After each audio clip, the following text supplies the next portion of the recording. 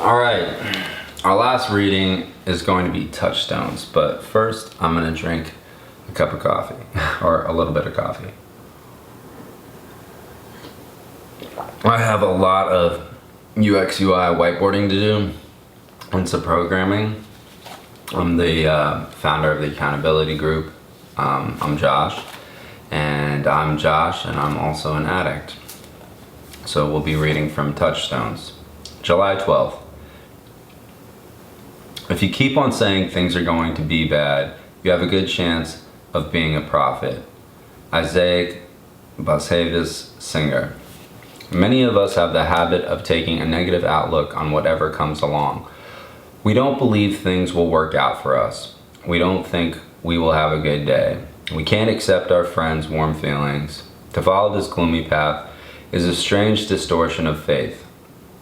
It is faith in the negative. Any forecast, whether hopeful or pessimistic, is a step into the unknown.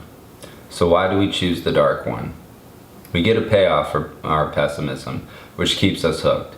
It creates misery, but it serves our demand for control. There is more risk in being open to something positive because we cannot force positive things to occur.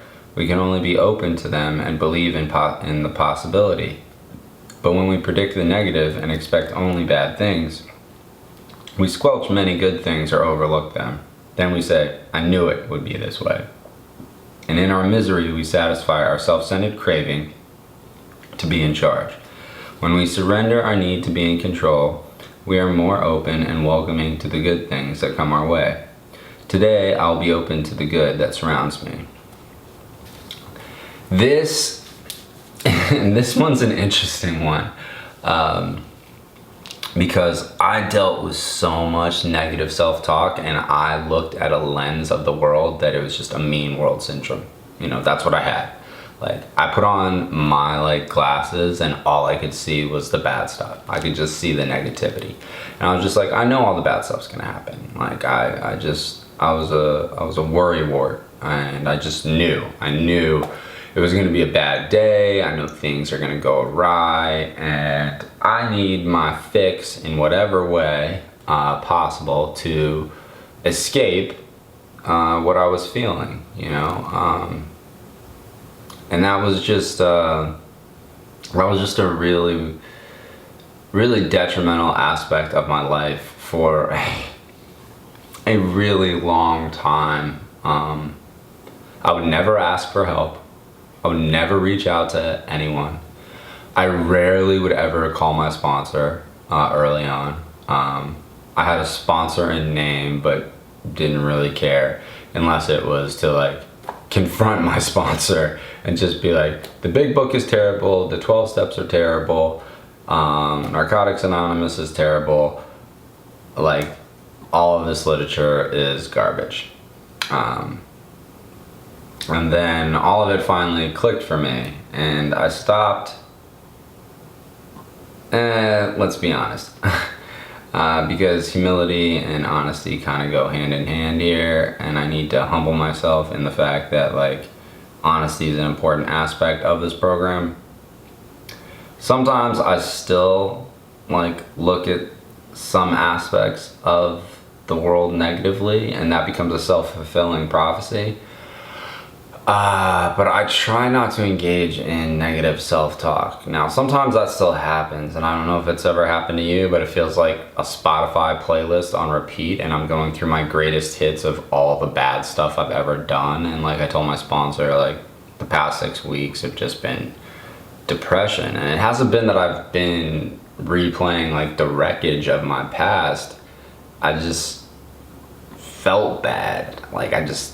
I don't know what it was. I would wake up every day and I would do the same routine. I'd make my bed, I'd brush my teeth, I'd shower, I'd put on my clothes, I'd start working.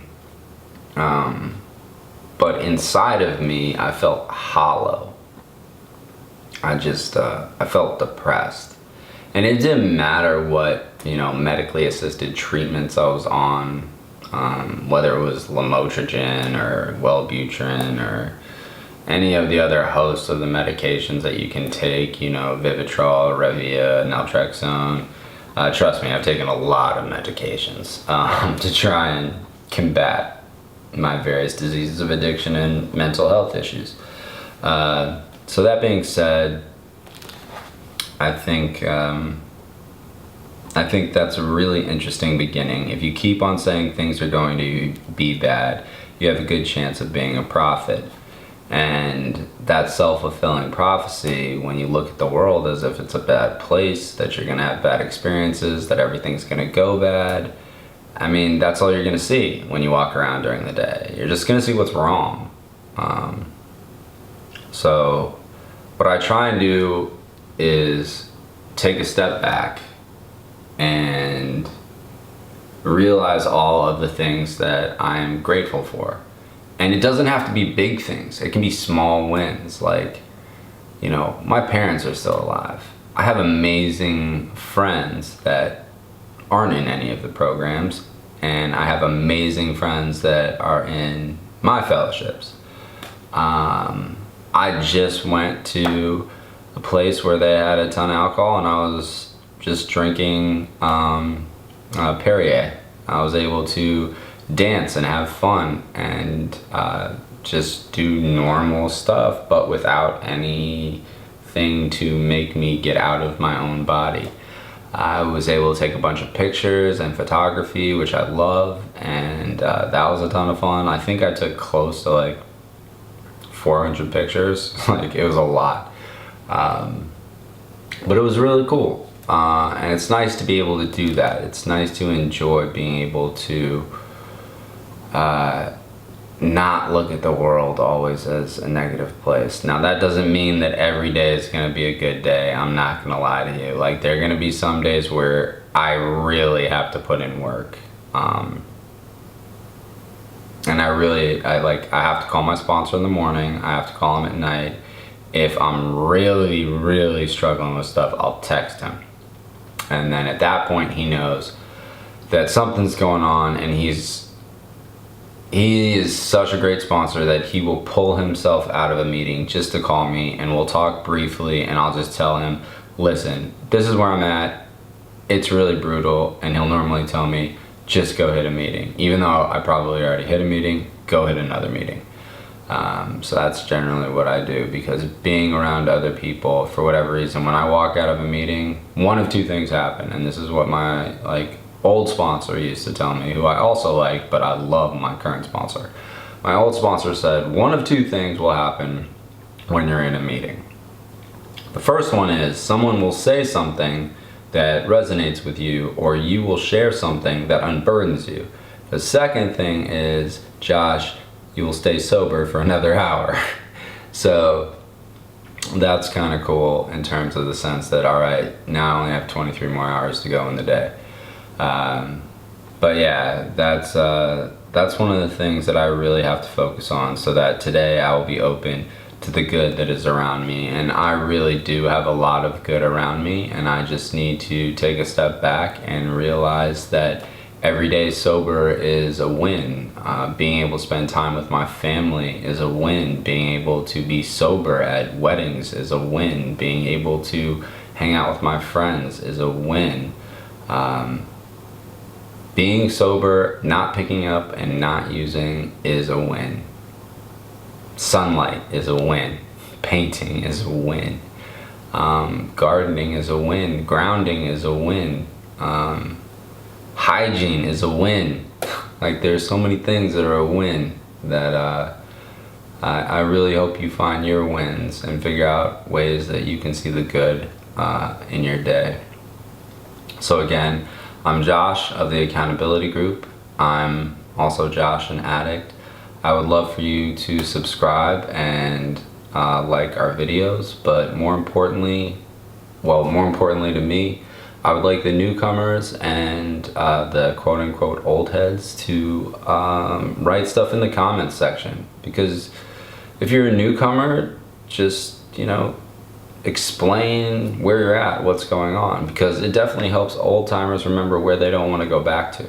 And then old-timers can share some wisdom that newcomers can find some benefit from. And it's this mutually beneficial experience. So I really value the comment section more than I value the numbers of subscribers. I'm the same way with our Twitter account and our Instagram account. I care more about the quality of the people that follow us or follow the accountability group, because quality is more valuable to me than quantity, and the comment section is very meaningful to me. So please share your experience, strength, and hope. If you're struggling, share that too, and somebody might respond or will respond and try and help you out. So again, I'm Josh of the Accountability Group. I'm an addict, and I hope you can find the good in your day today. All right, thank you.